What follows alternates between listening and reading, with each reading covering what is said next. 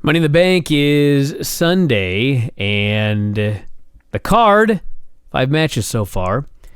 We have the Jinder Mahal Randy Orton match with Bob Orton in the crowd, as well as various superstars of the past, is how Jinder Mahal described them. Mm-hmm.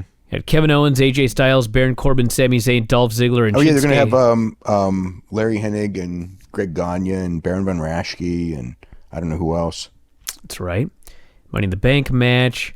Usos versus New Day for the tag team titles. The women's Money in the Bank match with Becky, Charlotte, Natalya, Tamina, Carmella. And then Naomi versus Lana for the SmackDown women's title. Yeah, so it's really the key to this show, obviously, are the 2 Money in the Bank matches, especially the women's match, which could be sink or swim. I mean, the one thing is that you know that they're really going to work hard. But it's also the first ladder match that probably most of these women ever had. It's possible Natalya may have had one somewhere in her life before WWE. I don't know that. But the rest of them, I would doubt ever had one. So, I've seen some really sloppy ladder matches from people that don't know how to do ladder matches. I know they're going to have lots of practice and they're going to work really hard at it and they're going to want to steal the show and I hope they do, obviously. So, but I think that's going to be key to the show. I think the men's match will probably be very good because you got Sami Zayn, who's done a lot of ladder stuff, and Kevin Owens has done a lot of ladder stuff, and Ziggler's done enough, and AJ has done some, and AJ's just supremely talented anyway. And, Nakamura will be interesting. Obviously never done anything like this.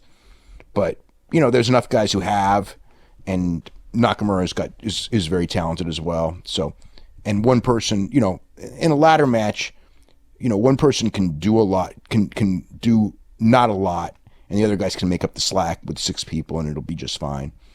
So, I think that ladder match will probably be great. Orton and Jinder, we saw the match last month. We know what it is. It's a match. Naomi and Lana, we'll see. We'll see.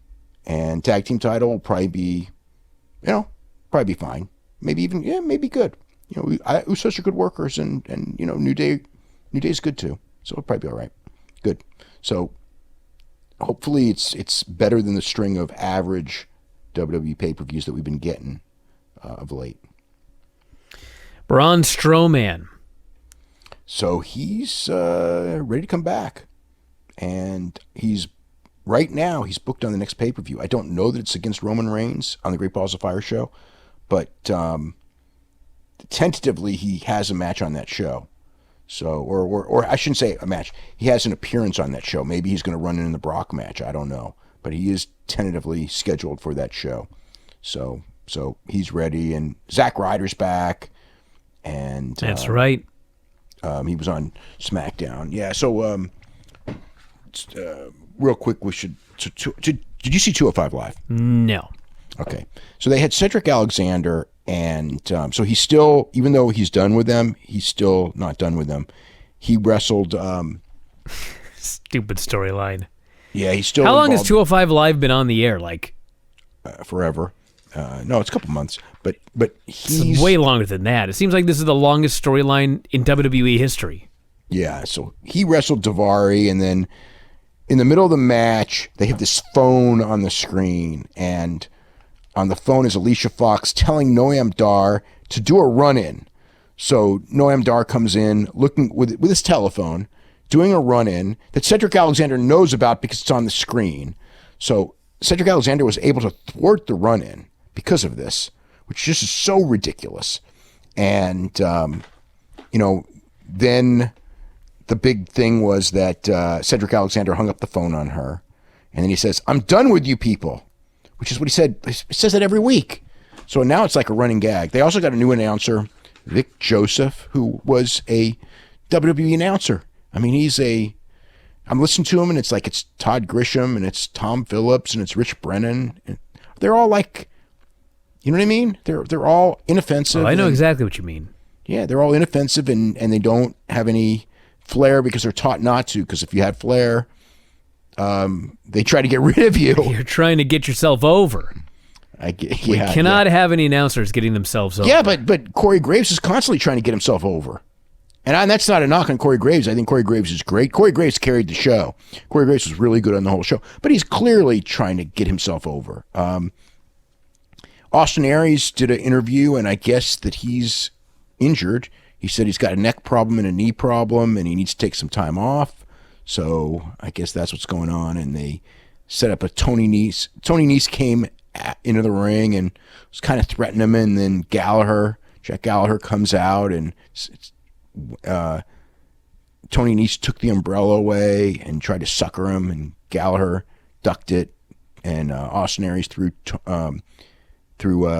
Gallagher the umbrella, and he nailed Tony Nese hard enough to break the freaking umbrella.